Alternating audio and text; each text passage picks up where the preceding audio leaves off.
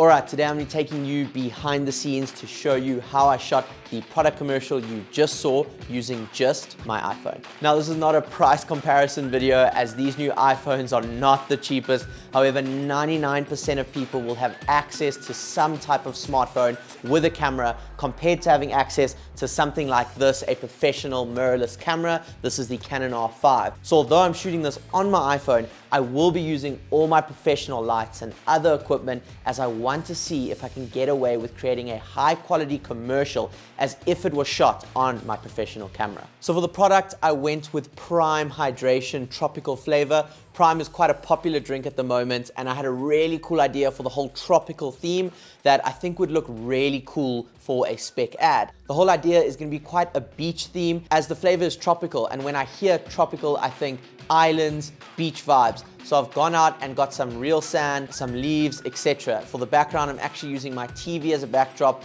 of the beach to really sell the whole scene. Okay, so let's go ahead and dive into shot number one.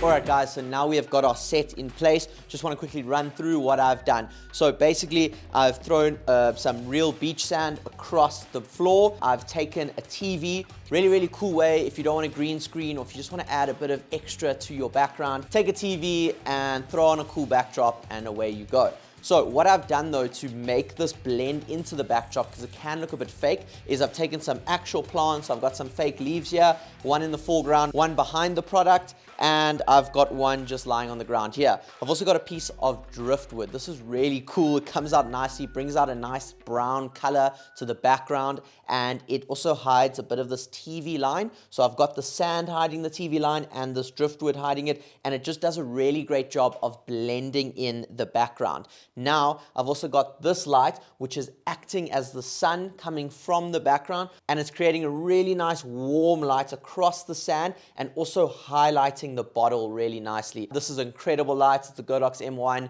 It does a really great job. I've also got two lights on the left of me. One is just firing up into the roof. I've got a white ceiling, so that is just creating a nice soft light across the rest of the sand, just to light it up evenly as if the sunlight was hitting it.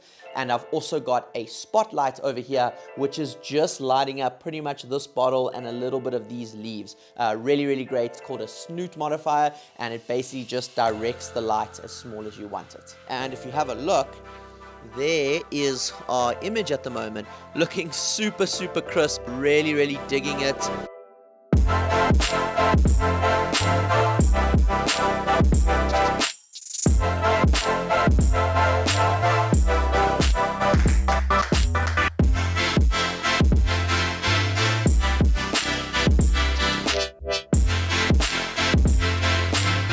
Bruh.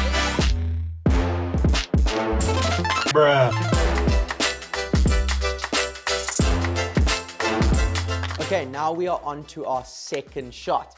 This is basically a green screen shot. So what that means is we're putting our product on a green screen so we can cut out the green screen and have our product, and we can almost do whatever we want with it. So it's a really nice way if you need to change a background or get products to move in a certain way or duplicate the product. There's a lot you can do, and I actually advise on any shoot, always get a green screen shot of the product because you never know when you're gonna need it, or even just as a filler. So this is our shot right here. We've got the Prime on a little bit of a contraption that I made, and you're always gonna need to somehow come up with something, because the biggest trick is to get something that's thinner than the bottle. It's a lot easier to cut out in the post-production side.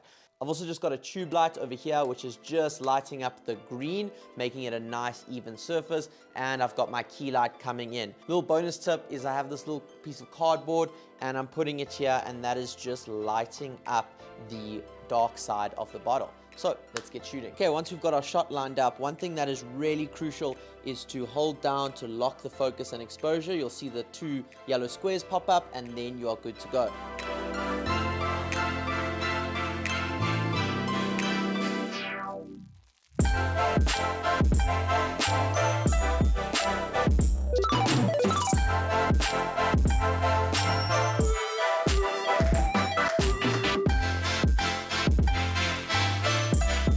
Okay, that is it for shot 2. Super simple. The next one is going to be quite an exciting shot. We're going to be throwing some fruits and ingredients up in the air just to show what flavors come out of this bottle. If you are interested more about how to correctly green screen, I am launching a product course in the coming months where we'll be diving deeper into all of these techniques and so much more. If you are interested, click the link in the description to join the waitlist, as the first 100 people will be able to buy the course at the lowest it will ever be. So definitely check that out.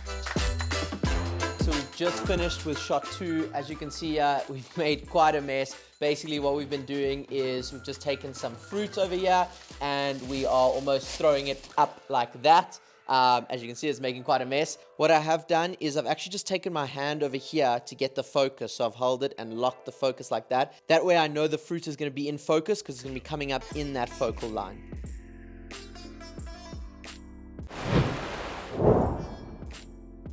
Okay, so we're obviously going to get some pouring shots now. So we're going to crack this bad boy open. So we've brought back obviously the beach theme from our first shot. We're going to do some pouring shots there. What I've done is I've actually taken the TV, put it through my laptop, and I've blurred the background because we are shooting in slow-mo on the iPhone, not in cinematic mode. And when you're not in cinematic mode, obviously the background doesn't look blurred and it really doesn't look as good. So I've given almost a fake depth of field look by blurring the background in Adobe Premiere Pro and then just bringing it back and playing it through the TV. So for the pouring shots, we're actually going to change to slow-mo and make sure it's at 120 frames per second at HD. This is going to create a really crisp slow motion image. Okay, and go. Stop. Okay, and go. Now stop. Let's see what it is.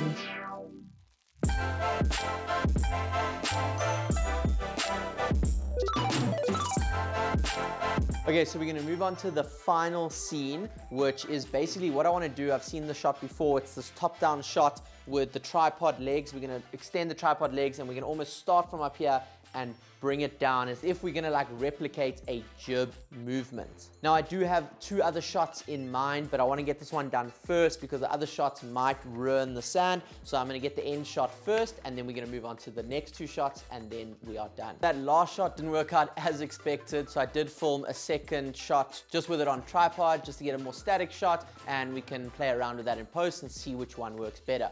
Moving on to the last shot of the day, what we're going to do is after the fruit goes up in the air, I want it to come down and almost land in the bottle. And how we're going to do that is we're going to take some compressed air and spray it in and get a big splash up on the bottle. And then we're just going to mask in those ingredients, and that is the shot. So let's check it out.